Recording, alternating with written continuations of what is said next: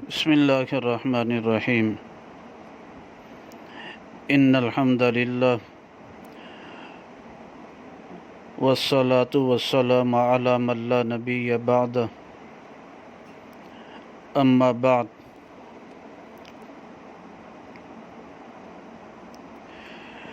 عقیدہ ختم نبوت کے بارے میں 200 سے زائد احادیث مبارکہ مروی ہیں،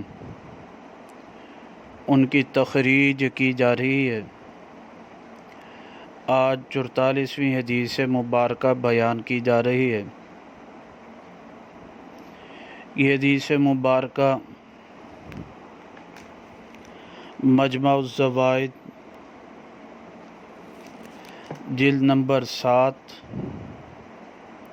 کتاب التعبیر میں صفحہ 258 پر حضرت حذیفہ بن اسید رضی اللہ تعالیٰ عنہ سے مروی ہے۔ فرماتے رسول اللہ صلی اللہ علیہ وسلم نے فرمایا،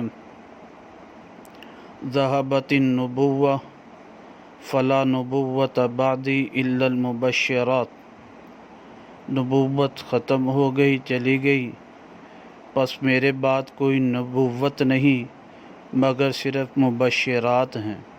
قیلہ پوچھا گیا، وما المبشرات، مبشرات کیا ہیں؟